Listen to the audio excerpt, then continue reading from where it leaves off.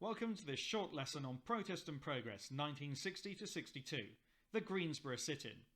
The aim of this lesson is to know about a key example of a civil rights protest, to explain why peaceful protests succeeded, and to evaluate the extent of change these protests brought about. This is the first in a series of 3. Do now. Peaceful protesters, by definition, do not fight back. Why might they need training to do this? Consider your answer to that, and if you want to make a note, just pause the video now.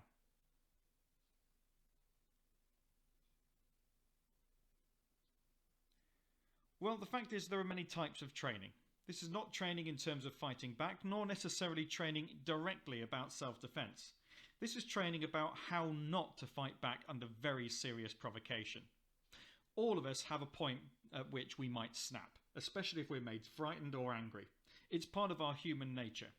And so, these people who were often protesting in very vulnerable circumstances and who were open to the most horrendous provocation genuinely needed practice and training not to fight back and potentially put themselves at even greater risk. And that's part of what we're going to be looking at today with the Greensboro Sit-In and the movement that it inspired. Because this started with one protest. It in fact only started with 4 students, and yet it spread across the entirety of the United States. Let's see how. First of all, let's get some keywords and terms down. Cloak's compendium of annoying old-fashioned words that you need to know today includes filibuster. This is where a politician prevents a vote on a proposed law by speaking for hours and hours and hours and hours and hours and hours and hours and hours and hours and hours and hours and hours until the time limit on the debate ends. A Dixiecrat is the name given to the Southern Democrats who were against civil rights. Dixie is a nickname for the South, and Democrats were a political party. Your tasks then. Give your own definition of these 2 words. And as an extension, how might the Dixiecrats differ from the Democrats of today's USA? Secondly, why might the filibuster be an effective and frustrating strategy for supporters of civil rights? Have a go at those tasks and pause the video while you complete them.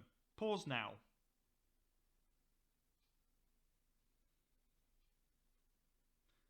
Okay, hopefully you've completed those 2 tasks. How might the Dixiecrats differ from the Democrats of today? Well, the fact is that the Democratic Party today is the party of Barack Obama. Barack Obama was the first black president of the United States, and so the Dixiecrats would not have been in favour of that for one thing. They're often also seen as the more progressive party between the Democratic Party and the Republican Party. Although, of course, politics is all a matter of opinion, isn't it? So why might a filibuster be an effective and frustrating strategy? Well, the fact is, it was allowed, and under the principles of free speech, it kind of had to be defended too. And yet, it is a legal but very frustrating and an obstructive method for preventing debates on often quite reasonable topics. So, it is something that does happen, but it's often very unpopular when it happens. Firstly, the 1957 Civil Rights Act. This is the first of 2 Civil Rights Acts that you will study, the second one in 1964. And between the 2, this one is by far the least important. Nevertheless, it is important to know as it is one of the key developments during the presidency of Dwight D. Eisenhower. Let's have a look at what it involved. The Brown decision, which is the Brown versus Board of Education case of 1954, which desegregated the schools, and the Montgomery bus boycott had caused a violent white backlash, which in turn led to increased sympathy for the civil rights cause. In the South, black people often had little or no right to vote. The 1957 Civil Rights Act was passed to allow federal courts to prosecute states which refused black people the vote. Dixiecrats tried to prevent the bill passing, with one politician conducting a 24-hour and 18 minutes filibuster. Eisenhower spoke against it, saying it would not change people's minds, it would only force something on them. But any such cases would be heard by an all-white state jury. Summarise the event under the headings what, when, where, who and why. Secondly, how likely were the all-white juries to prosecute their own states? Do you have any evidence of this? And which opinion do you most agree with? Explain your choice. The first choice? The 1957 Civil Rights Act was an important step in the right direction. Think about what its intentions were. Secondly, the 1957 Civil Rights Act was rarely enforced and so wasn't very important. Think about what its limitations were. Okay, if you want to complete those tasks, press pause on the video now.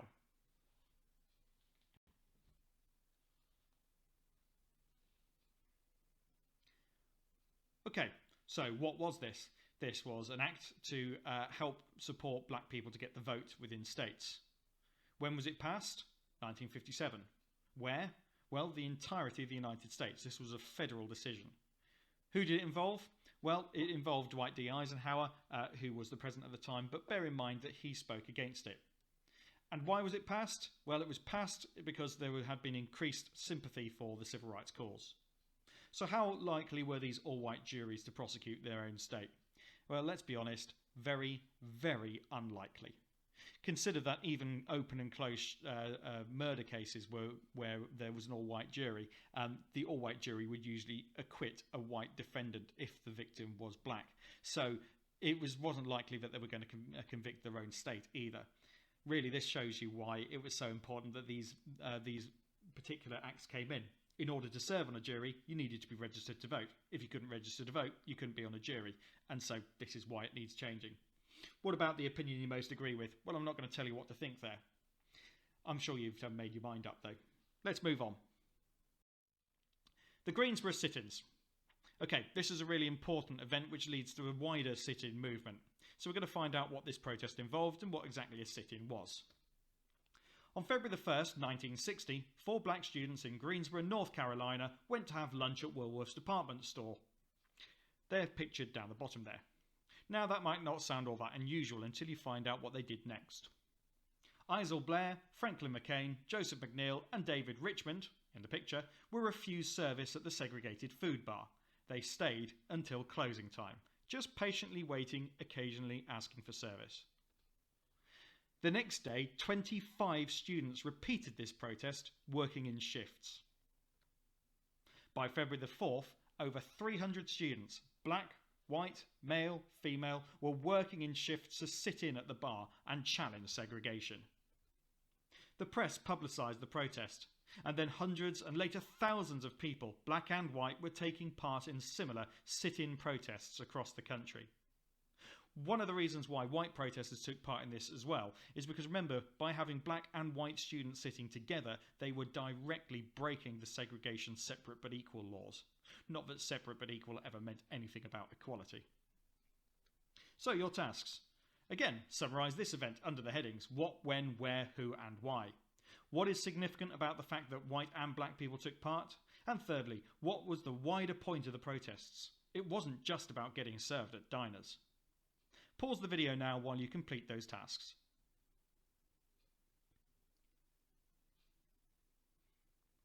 Alright, this is what we should have got. What was it?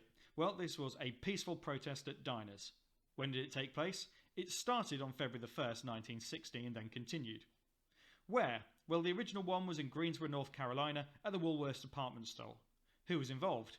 Well, initially it was Isel Blair, Franklin McCain, Joseph McNeil and David Richmond, but later over 300 white and black student protesters took part. Why? Because they were challenging segregation, not just in the diners, but in a wider sense too. So what is significance about both white and black people taking part? Well, as I said before, remember, this is a case of directly breaking segregation. By having a mixture of white and black students sitting together in solidarity, that segregation was very visibly being broken. And what was the wider point?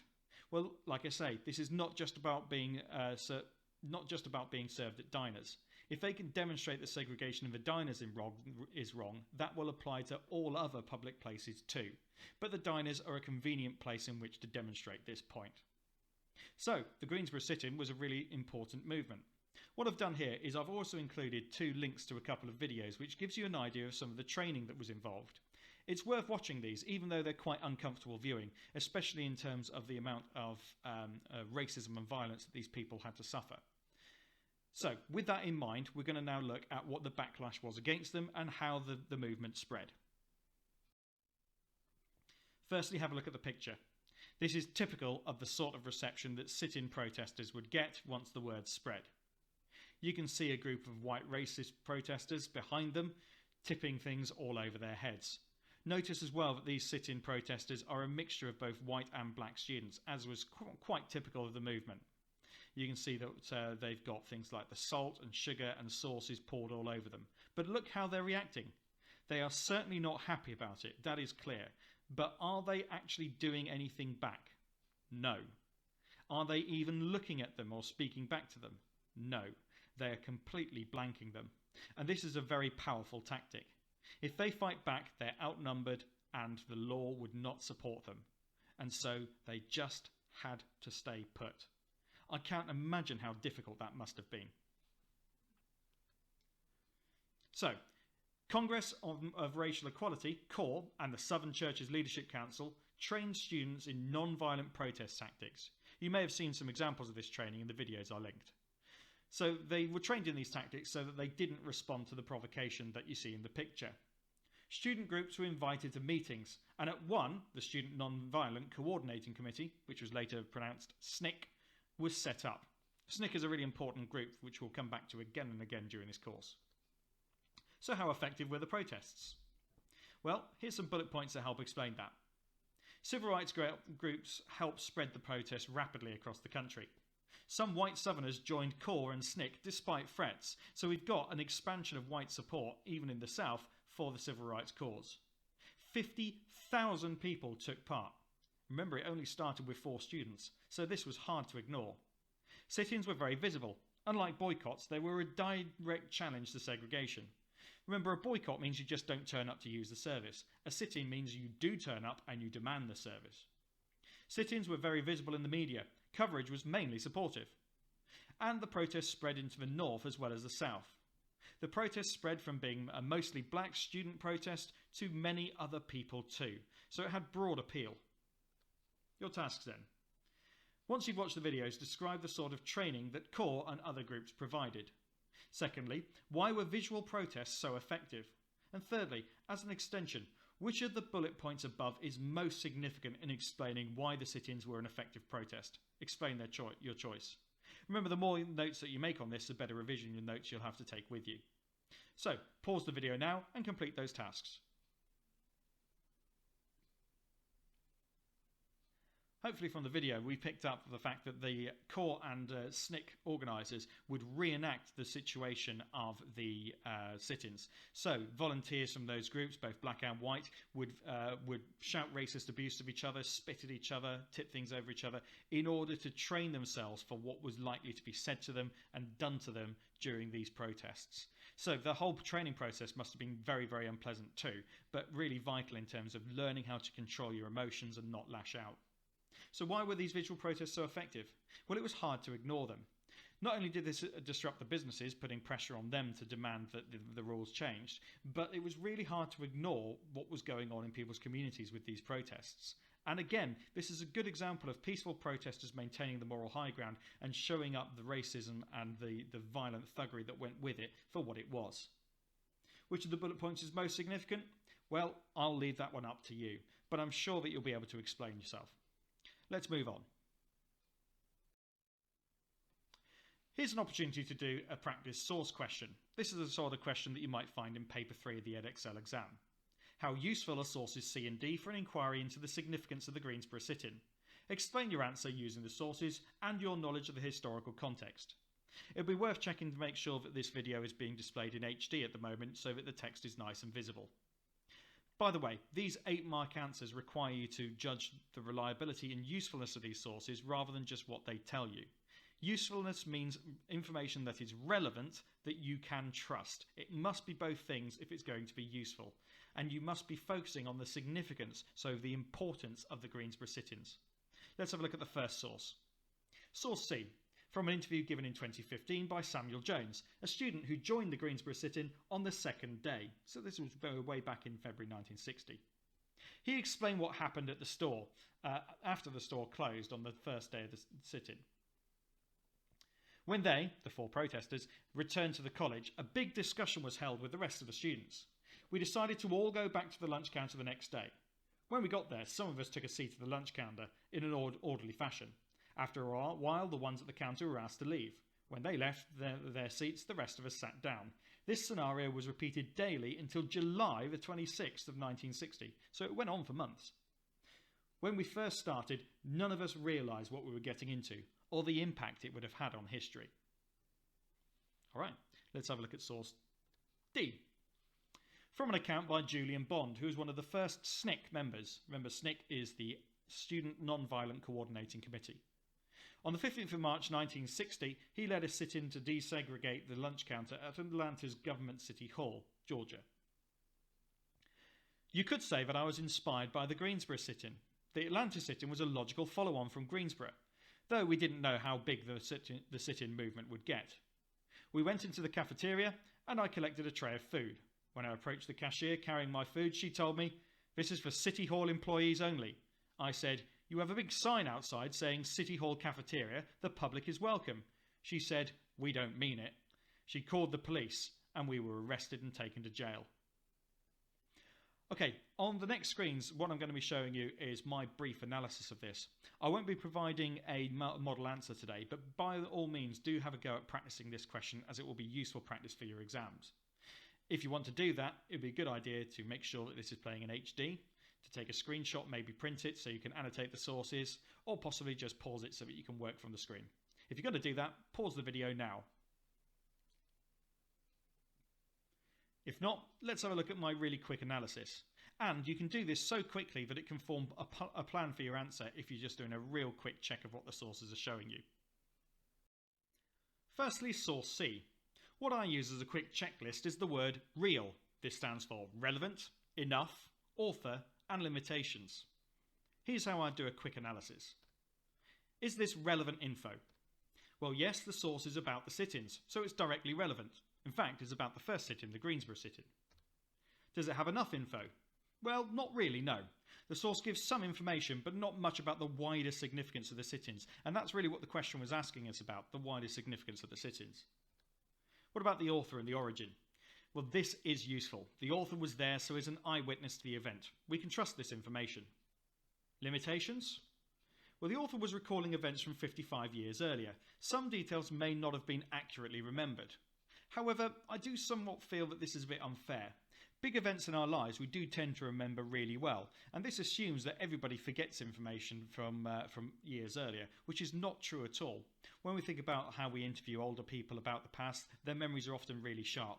So although this limitation is often levelled at these sorts of sources, it's not one I'm especially comfortable with. Anyway, let's have a look at source D as well. Remember real again. Relevant info? Yes. The source is about a sit-in inspired by the Greensboro sit-in, so it is directly relevant to the wider impact of the Greensboro sit-in. If anything, it's more relevant than the last source was, because remember, our question and inquiry is asking about the importance or significance of the Greensboro sit-ins. Does it have enough info? Yes, mostly. The source gives some information about how the sit-in movement spread to other parts of America and got much bigger than just the original Greensboro sit-in. What about the author and origin? Again, this is useful. The author was there, so is an eyewitness to the event. We can trust this information too. Any limitations though? Well, the author says that we did not know how big the sit-in movement would get, but the source on its own does not tell us exactly how big it got. But remember, when answering this sort of question, we can then interlace some of our own knowledge. Remember that about 50,000 people eventually took part in the sit-ins all across the United States. So if we were able to intertwine this knowledge with source D, we've got a really useful source. And that's the sort of thing that you should do with your answer. And on that note, unless you're going to have a practice of that exam question, the lesson is at an end. I'll say thanks very much for watching, and I'll be back with another lesson soon. Thank you again. And if you like this, or rather found it interesting, please like the video and subscribe to the channel. Goodbye.